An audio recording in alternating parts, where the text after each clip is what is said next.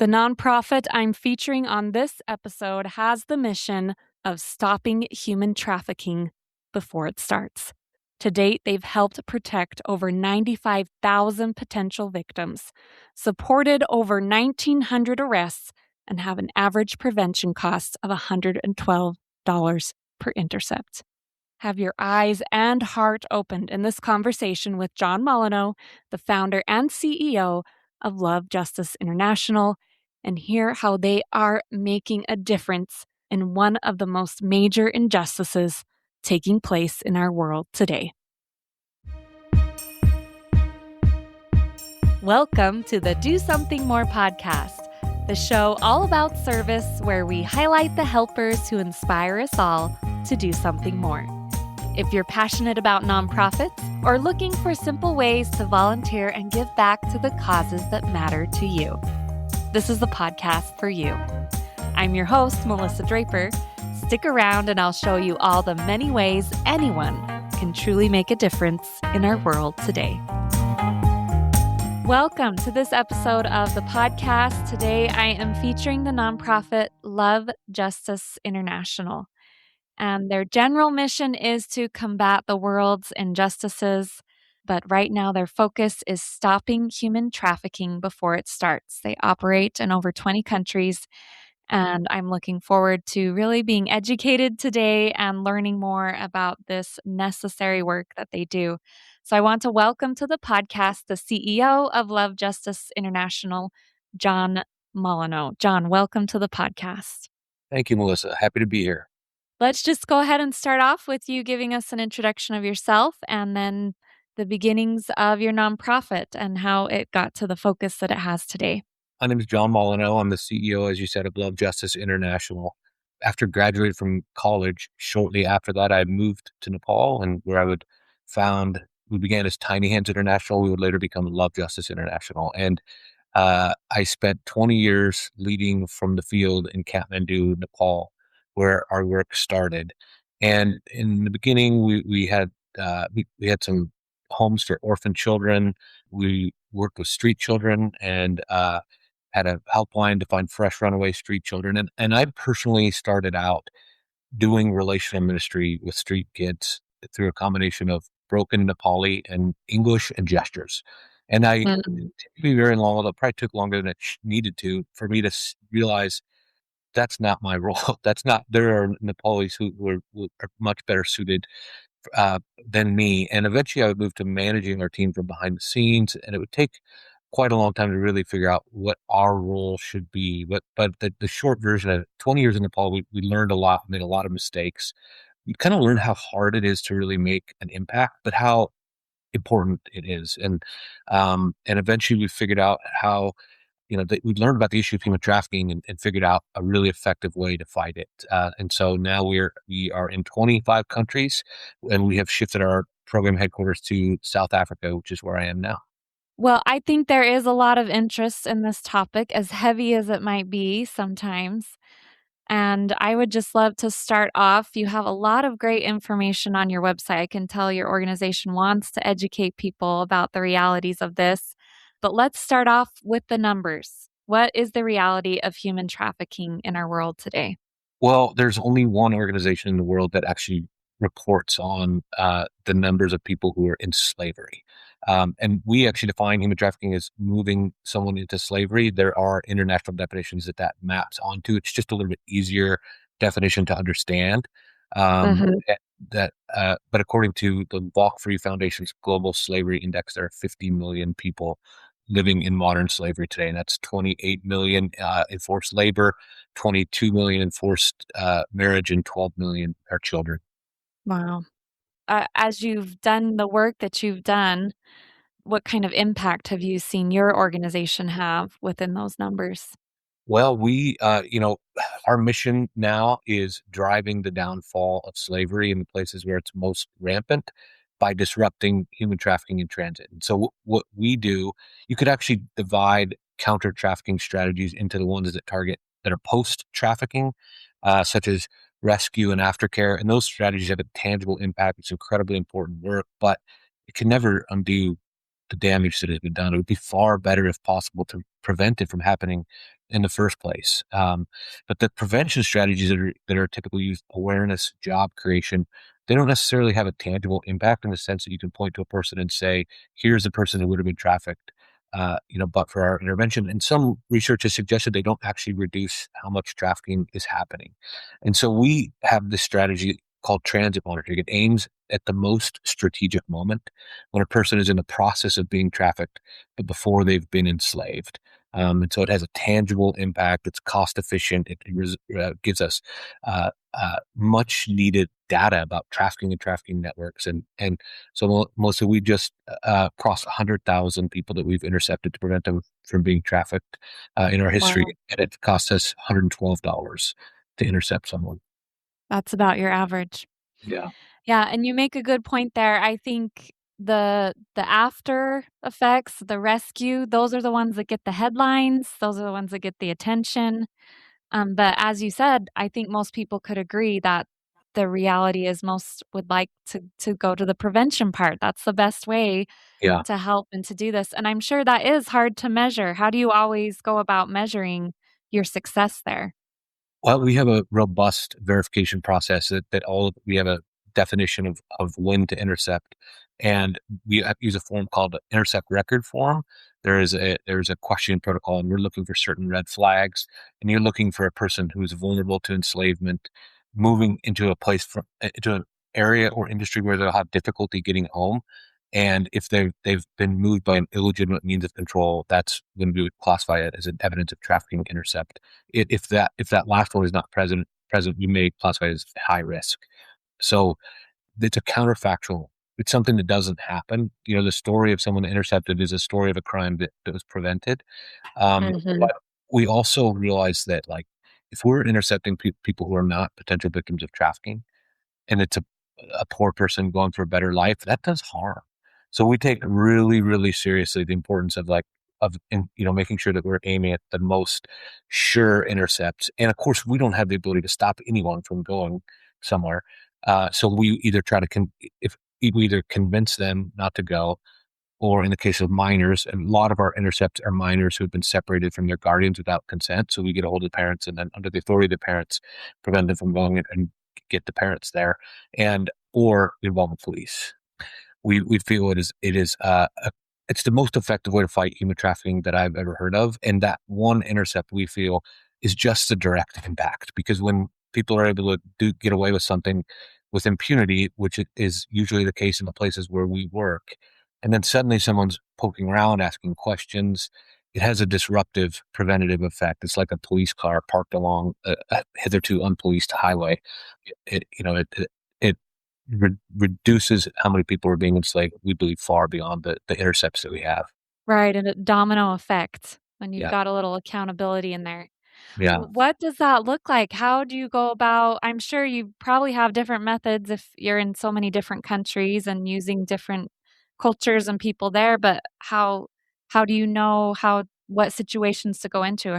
What does that look like of what you can share? In terms of how we identify potential victims of trafficking. Yes, yeah.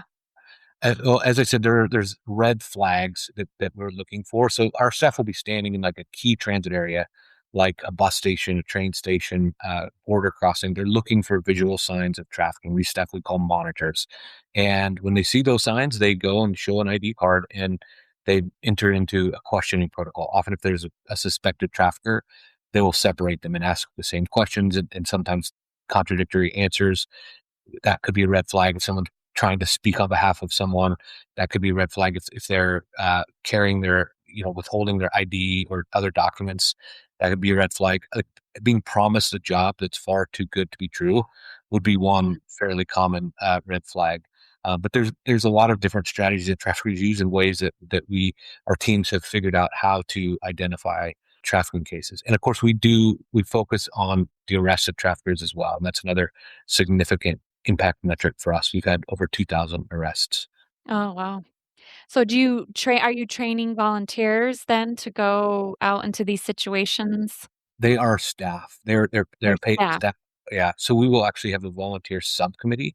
We work through local churches typically, and so we'll have a local subcommittee who will oversee, kind of like a local board, and they'll oversee between 2 and 10 paid monitors who work full time to try to intercept people to prevent them from being trafficked. Yeah, I was thinking I'm working as an assistant coach now at one of the junior high here, Okay. and that was one of the trainings that I had to do through the school Yeah. district was how to identify human trafficking. Yeah. And Yeah. mine was just an hour and a half video. I don't know that I'd have the same expertise that your Yeah. workers do, Yeah. but it definitely was very informative and educational and really opened my eyes to that Yeah. world in a way that I hadn't seen it Yeah. before. And a lot of human trafficking that you would potentially be encountering in the schools, any that commercial sexual exploitation of minors is human trafficking because they can't give consent, and so that is one of the Right. common type of human trafficking in the U.S. That's a lot. That's different than where what we're seeing is people who are moved into slavery. So those kids are not going to school or even able to talk to anyone on the outside. Typically they're usually isolated culturally or in other ways, and not able to contact anyone they love. And so yeah, it's one of the worst injustices that we've encountered. Right. Well, we always appreciate stories here on the podcast. Do you have any that you could tell that kind of illustrate a little more this work that you're doing, either with your staff experiences Yeah, or those you've rescued? I know some of that information might be sensitive, but you share yeah. what you can to give us a little more illustration of what you're doing. Well, the story, as I said, the story of our work is the story of something prevented. So I'm going to first tell you a story of a woman called Juliet, and really she just represents what happens to thousands of young Nepali girls every year. And so Juliet was born in a village in rural Nepal, because she was poor and there's few economic opportunities in her village. When a man came and offered to bring her to India for a job, she agreed to go with him. And she was instead dropped off in a brothel in a red light district. She was told that she was expected to pay back the price that the brothel owner had paid to have her trafficked by doing sex work. And, she could not. She was told she can't leave or contact anyone she loved. When she tried to run away, she was hunted down by agents of the brothel and dragged back. And when she would not consent to her this new work, they raped her over and over and locked her in a windowless room, and they forced her to take drugs until she consented to have sex with many men every day. And Mhm. years later, when she had finally paid off her debt, she tried to return to her family, but she was rejected as unclean and unsuitable by her former friends and family. So no longer attractive enough to earn money in the work she'd been forced to do, but desperately poor, she did the only thing she knew to survive. She began deceptively luring young, innocent Nepali girls like she herself once was into the brothels of India. But Juliet's story is tragically common. But now I want to tell you another story about a woman I call Julia. And this is a real story. It's not her name, but like Juliet, 20-year-old Julia was offered a job by a trafficker and traveled with him to India. But our faithful monitors in Bharatnagar station along the Nepal-India border noticed her on a rickshaw with a much older man, and they stopped to question them. First, she lied, saying that they were married, but upon further questioning, she told the truth. And the man trafficking her was arrested, and she would stay in our shelter during the initial court procedures. And while she was staying there, she began expressing interest in working for Love Justice as a monitor. And she would go on to work for us for several years. During that time, she got married. Eventually, two of her traffickers were convicted and sentenced to 7 years in prison. And she Mm. became part of a community connected to the deep purpose. Day after day for more than 4 years, she stood sentinel on the front lines against one of the world's greatest injustices, courageously fighting to protect and bring justice for the most vulnerable, standing in those moments between freedom and slavery, and herself being that difference. And she would personally go on to intercept more than 50 potential victims to prevent them from being trafficked before leaving to start a family. That I don't even know how to respond to that story. That's beautiful, and find the purpose in there. And as you told the first, that brought up a point I don't think all of us, at least here in the US, realize is the pure desperation that drives many of these situations. Yeah. I mean, trafficking victims are disproportionately amongst the vulnerable. They're not all the most vulnerable necessarily, but many are amongst the most vulnerable. And poverty is definitely one of the driving factors. There's people in places where they just don't have jobs and they need to go somewhere for work. And it's not necessarily wrong or it's not a bad idea. Sometimes that is the path to a better life. But part of what we try to do is help people understand how to go for foreign employment safely, because in many cases that is one of the best economic opportunities. But there's ways to do it that are dangerous and could easily result in human trafficking. And there's ways to do it that are safe, and it can be hard for people to discern the difference between those two pathways. And you need to have a real understanding of the culture. Are most of your staff members, I'm guessing, live in those countries or they've had experience like the story you just told? Yeah, no, How to understand the culture that's underneath everything yeah. that's happening. All our monitors are from their local, are nationals of the countries that we're working in, and usually are local to the areas that we're working in. In fact, I'd say almost always local to the areas that we're working in. 20 years in Nepal has taught me anything. It taught me that after 20 years in Nepal, I finally realized that I know almost nothing about what's going on. I need the right nationals that cultural gap is really, really wide. So it's so crucial for us that we have good local partners that understand the culture and and they can do everything better than us, except this little part that we do, which is our core competency, searching out the people, places, and tools to maximize mission impact. So we find those places and we find those right people, and we give tools like the intercept record form that I told you about. We have teams of stakeholders that work on that and are continually improving it and making it better. We have a human trafficking database called Searchlight. Tools like this are what we, Love Justice International, see as our role, and really leave everything else to the right nationals. Yeah, really the administrative, organizational part, which is necessary Yeah, to keep that work going, yeah, and then leave it to those that are there. yeah, exactly. And we see, I mean, our monitors, they are the heroes of our work. They're like standing sentinel daily on in the heat and the dust, you know, standing up to some of the most vicious criminal networks in the world. That they're just we feel so honored that we get to do what we do because of what they do, and our donors. Because for me, this is my job, you know. Mhm. But our donors, that's it. They're giving sacrificially to make the impact that we're able to be part of. So we try to see ourselves. We're just these humble middlemen who get the blessing of connecting these two people, our monitors and our donors, so that they can make an impact. Is that how you are mostly funded, is through donors? That is, yeah, yep. We're funded. We have had some grants in the past. We don't have a lot of grants right now, so it's almost all private donations. And as you said earlier, you've proven to be very effective with that of, averaging $112 per person you rescue. That's pretty effective, I would say. Yeah, we believe so. There's not a lot. I'm of the belief that the role of every charity should be trying to maximize its impact on the dollar. That's kind of part of the mandate. The return on the investment of charitable giving is impact, if not for Mhm. impact. But it's not something, it's pretty rare for organizations to really clearly define their impact and to measure it. And it's even more rare to report on and measure the impact on the dollar. But it's something that we feel very much called to, and having that mindset for many years is what's got us to where we are, where we have $112 per intercept. Yeah, all your numbers and your impact are very clear there on your website. So anyone that's listening that wants to donate, I think it's good. Especially this issue has had sometimes misunderstanding or mistrust.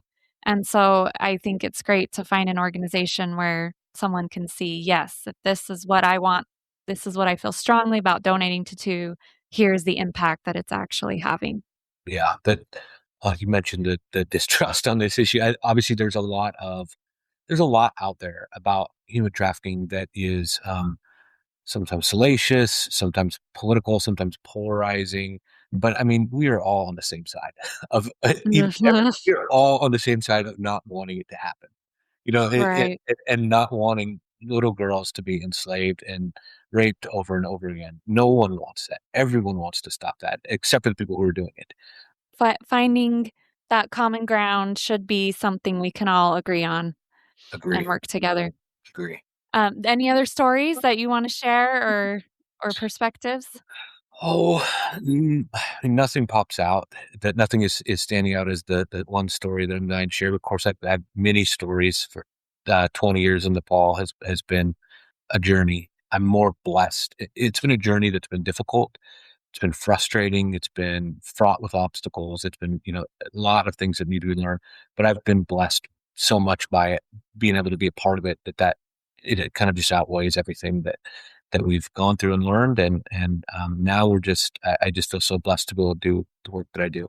And I did notice also that you are a Christian organization, We are. and I'm a religious Christian woman myself, so that really struck out to me, and how you bring that message of hope Yeah. along with the message of rescuing. Everyone is redeemable and has that hope Yes. to continue forward. Do you want to share a little bit of that? Yeah, I mean, we are a Christian organization. Our faith is a big part of and at the center of why we exist and what we do. Jesus said, whatever you do for the least of these, you do for me. And so, particularly the world's most vulnerable people, the world's greatest injustices, that's what led us to human trafficking. And that's why we fight human trafficking. And we have three core values. The first one is help those who need it most, because Jesus says, whatever you do for the least of these. The second is be the kingdom. We consider our primary identity as part of the body of Christ. We work through local churches, and that's just a big part of who we are. And the third is do much with little. We just want to maximize the impact that we have with the resources we've been entrusted with. And we feel radically called to maximize impact on the dollar. Like charity without impact, in our opinion, is dead. Love cares about impact, because if it was my loved one who was in a situation, I wouldn't care about intentions or the amount of the extent of someone's sacrifice or anything. All I would really care about is that they were impacted. And so, yeah, that's been a really important for us. And we see ourselves calling the church to love justice, whether that's through our donors and what they do. And many of our donors are Christians, not all. But Mhm. we certainly stand. We're on the same side of this issue. It's everyone but the traffickers. Uh, Mhm.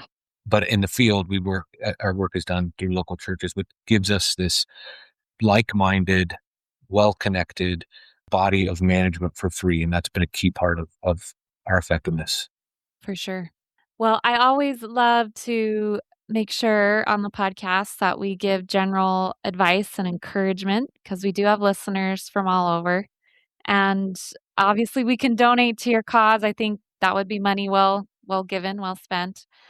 But what other general advice would you give for those that feel strongly about this, want to engage or be involved in some way, or to support this issue of human trafficking? Well, I mean, it's hard to make an impact against human trafficking, even if those who dedicate their life to it. It's hard, and we have found a strategy that costs us $112 to defend someone from being trafficked, and it's ready to scale. So one of the things we have seen multiple instances of really significant breakthroughs in our work from prayer. So even just Mhm. praying for the issue, and for your listeners, just learning about it. Who knows where that will lead? Like for me, it started. I was living in Nepal, but I just read a book about it, and it just broke my heart. And I felt this sense of desperation that I have to do something. So even just learning about the issue is helpful. But we'd love for your listeners to get involved with the work that we do as well. And you can find more information about that on our website, which is lovejustice.ngo. That's great. And how long did it take? I guess I should have asked this earlier, but how long did it take you to develop the methods that you feel are successful now? Were you kind of experimenting a little bit? Were there different things that you tried? That Yeah, seems like that would be a process to figure out I how mean, how that would work. it's definitely been a process. I mean, we first learned about the issue of human trafficking, and then we started learning about the different methods, and that's when we learned about transit monitoring and felt that's a uniquely effective strategy. And when we started, we found a church in Janakpur, Nepal, and we just said, let's try to intercept victims of trafficking, and they're working along the border. And it was bit of an established model, but they were in Nepal. we didn't invent transit monitoring. There's other organizations in Nepal actually invented it in the early 2000s, but we were the ones that kind of documented it and figured out how to scale it. So our Mm. team, they figured out how to do it, and then we went and learned from them. And even now, and we wrote it down, and that Documentation, yeah. became our core competency of those tools, searching out people, places, and tools to maximize mission impact. And so, but we had this tool called the Transit Monitoring Standard as a guidebook on how to do it. We still have that. But then we realized you can't just hand it to them and then it's done. You have to then track, are they actually followed this and that? You have to build more tools to measure compliance and to, make sure that the national office is following up on those things, that the very many things that you need to make sure that they're doing well, to do it safely, to do it in a way that is making the right intercepts, and is caring for victims well, and et cetera. And so all of that took 5 or 10 years. And then, but Mm. we we had a period when our impact, our budget, like, more than doubled, and our impact was flat. And we realized that we had sort of picked all the low-hanging fruit in Nepal. By the time you have 20 stations in a country, your 21st station is not going to be as impactful. And so we realized we had to figure out how to make it work beyond, outside of Nepal, and outside of the context of the Nepal-India border, which is the only place it was really being done. And that took time. We had a lot of failures. We had two staff on the border between Dhaka, Bangladesh, and Calcutta for a year. They intercepted no one. And we had a second failed pilot in Bangladesh, and then we had a third attempt at piloting transit monitoring, and at a train station in Dhaka, we finally got our first intercepts outside Nepal, and then we were able to get it going in India. Next, someone from South Africa got in touch with us, and we started exploring working here, and we started doing it in the airports. And so we were kind of figuring out how it could work outside, but then we still hadn't really, until we restructured around the core competency that I shared with you earlier, searching out the people, places, and tools to maximize mission impact. That's when the flywheel really started spinning, when we really figured out what our role should be. And so, but honestly, we're still learning. There's probably things that we're doing today that a year from now we'll be like, what were we thinking? And we're really, Uh-huh. really committed to admitting your weaknesses, and continual improvement, making sure that we're always trying to figure out how we can do the things that we do better. I think that's a great reminder for all of us because not all of us are going to be involved on the level you are with human trafficking, but just in general, whether it's running a nonprofit, wanting to do good, wanting to serve in your community, wanting to help other people, it is a process. It's a skill. It's something that you have to learn from and develop and be willing to see your mistakes or, like you said, your errors, and just keep moving forward and see how you can continue to improve in Yeah. the ways you want to give back and make a difference. Yep. Fail fast and often is one of our global values. We've realized you have to fail a lot to succeed with anything. And then another one is allocate by impact. So we try a lot of things, and then what works, that we expand. But yeah, I do think those are things that are applicable in any area of life. Try a lot of Yep. things, repeat what works. Yep. Fail fast often. I like that one. I think I'll remember that. So, well, John, this has been a great conversation and really appreciate learning more about the good work that you do. Any final thoughts or words you want to leave? No, I appreciate the opportunity from Melissa, and yeah, to your listeners, thank you for your time. And if I was going to challenge you guys with anything, I would say we as humans are created to do good and to make an impact, to make an impact in people's lives. So with your time and your charitable giving, and even your vocation and how you use your life, figure out what you're made to do and the good you are made to bring in this world, and do more of it. Well, John, you've definitely been an example of that with your nonprofit. So, thank you. And thank you so much for being on the podcast today. Thank you, Melissa. That concludes my interview with John Molineux, the CEO and founder of Love Justice International. And I'll be honest, before I heard of John's organization and did this interview, most of the organizations I knew about that worked on the injustices of human trafficking worked in the rescuing side of it and rescuing victims and helping them reestablish their lives and that crucial aftermath. And I do think that is still important work, but I do think that this work of preventative action, of keeping these atrocious acts from ever even happening, is an important part of this puzzle of fighting human trafficking in our world today. And so I wanted to shine a light on John's organization.